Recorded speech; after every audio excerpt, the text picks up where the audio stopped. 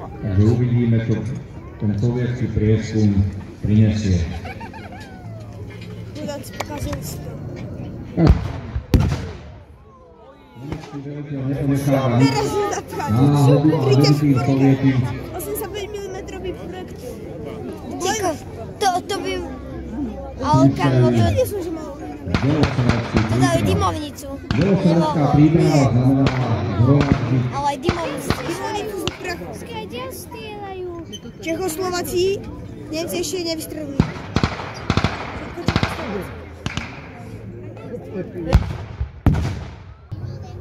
Veľmi často bol rozhodujúci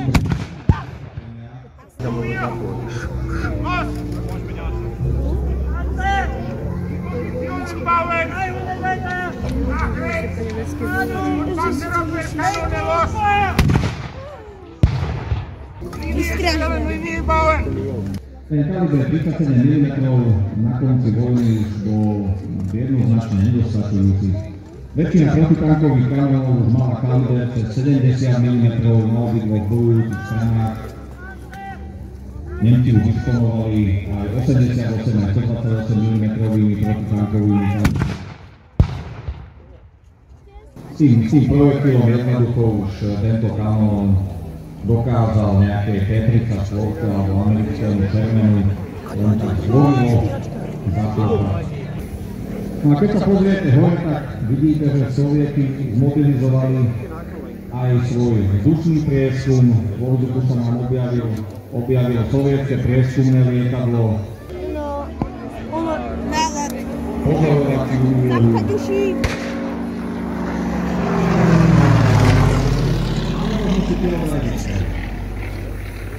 Zomreli by. Ale...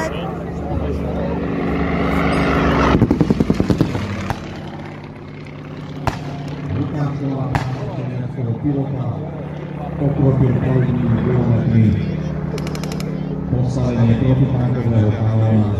V prípade potreby tieto sovietské stíhacie bombardéry mávali podvesené aj 50 kg bomby, ktorými dokázali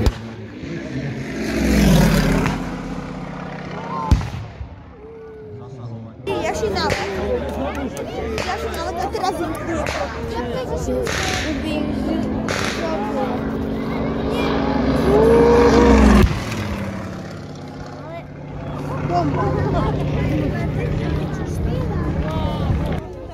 Sovieti v dosť značnom meradle na našom území používali aj slávne bitevné lietadlá Ilyushin IL-2 Turlovi.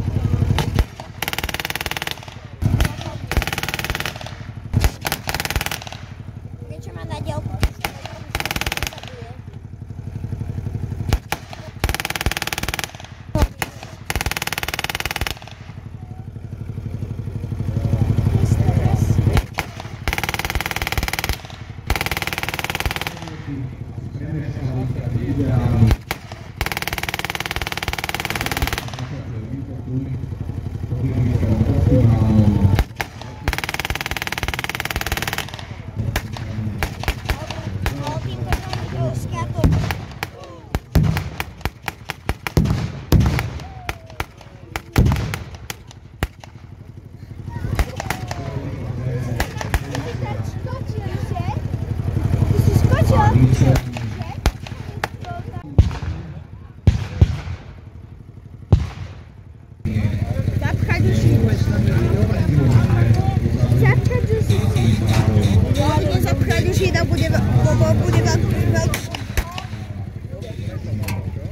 Teraz bude, lebo viem, čo idú robiť.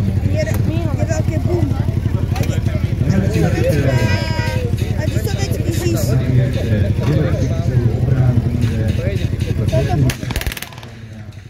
Sovětský žíž jde. Čekaj, nemůžu to přistavit.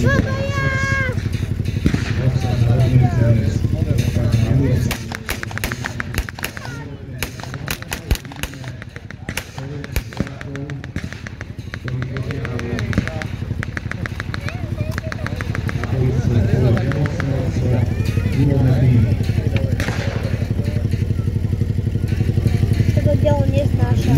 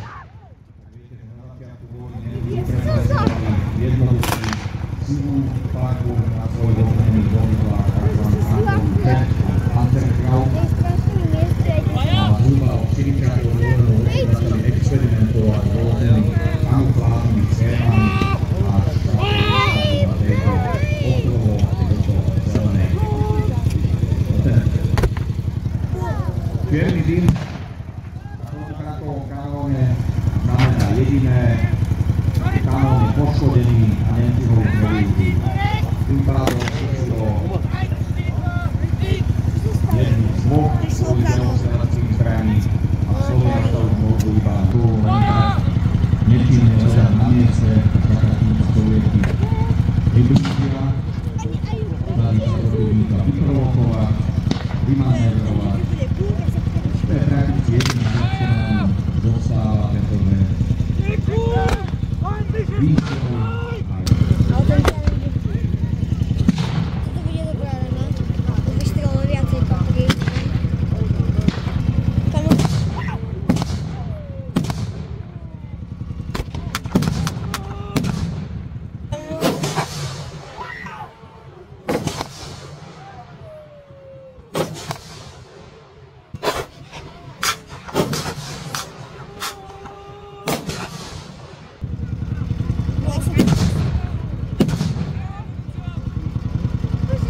A už jde kamarád.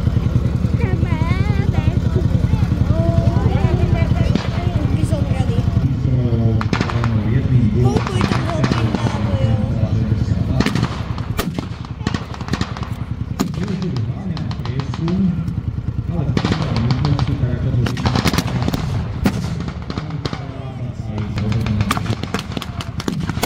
Je lietadlo. pozrite už na to video svoj hlavný útokník, legendárny tam T-385.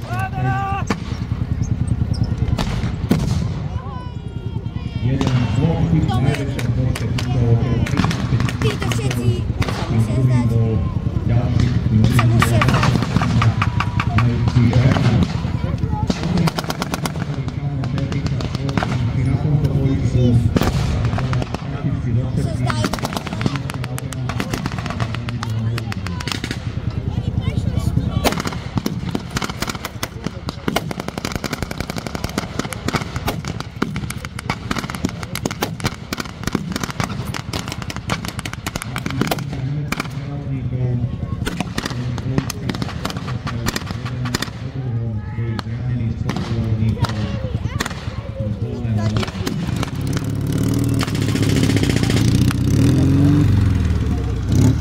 Dávajú sa.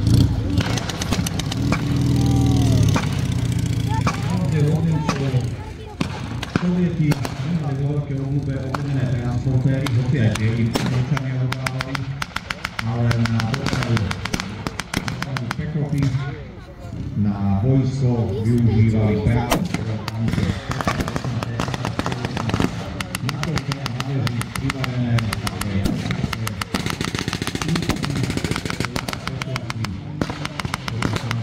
pridržiavali.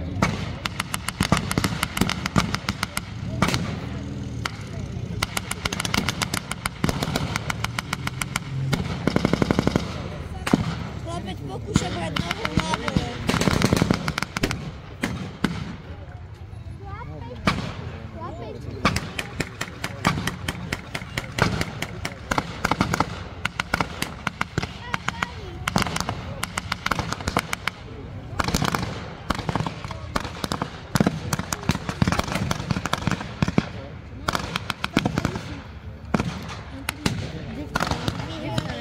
Pozeraj.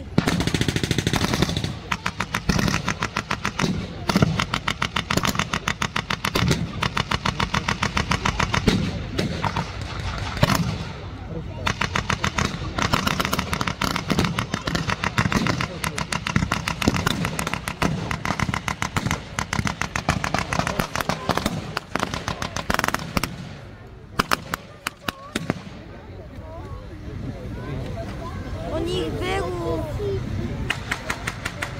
Sovietský útok je urobený relatívne malým počtom vojakov. To nemusí pre nich dopadnúť veľmi pozitívne.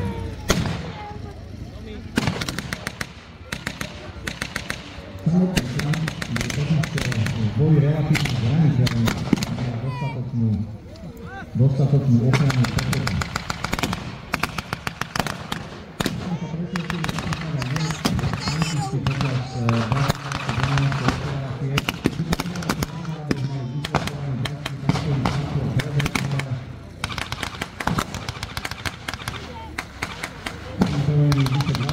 Kašľými tankami Königs. V rozhodujúcich momentoch boja 28. 29. miesta aj tieto tanky museli zvrátať pozniku stáhnuť, pretože nemali ostatné pakety.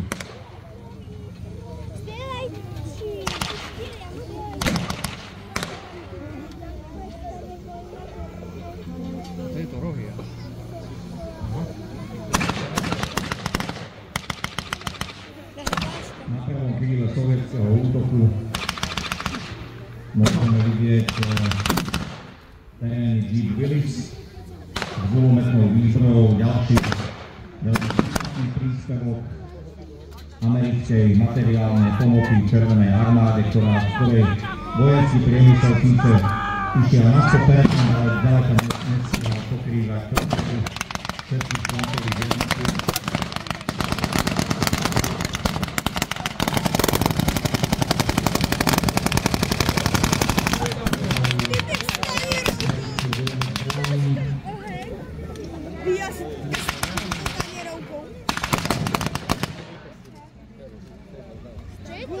Soviet napriek relatívne malému počtu vojakov je pomerne úspešný.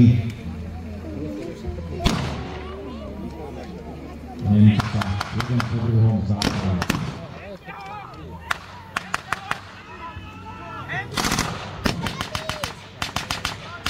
Môžete si všimnúť, že to správanie zajatých nemeckých hráčov je rôzne. Príslušníci pozemného vojska Wehrmachtu sa zdávajú disciplinovaní, sú práve deklarácia, personál polného aparátu, ale príslušníci zbraní SS si kladú odpor naozaj demonstratívne na vlastnú pesť prebojovať svet. Terénny automobil Gas Sapajev, v ktorom podľa všetkého sedí vyšší sovietský dôstojník. Doteraz sme videli túto v popredí organizoval sovietský útok. Keď dobre vidím, podľa výložiek kapitán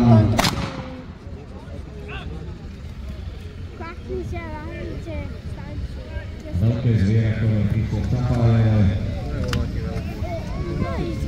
továriš polkovník alebo veliteľa divízie, ktorý sa na vlastné oči preukazom a snaží sa presvedčiť sovietského plukovníka, že on je zástupcom civilnej moci. Evidentne ponúka sovietskému veleniu svoju spoluprácu. No dobre to chlapec robil. Ešte pred 5 minútami prikyvoval Nemcom a už je tam rád so Sovietmi. Ale sme mnohí nakázali národ, že? Sovietskí vojaci sa pod velením svojich dôstojníkov formujú a pripravia sa na rovnaké ťažké, rovnaké krvavé dobíjanie ďalších desiatok a stoviek slovenských, moravských, rakúskych obcí.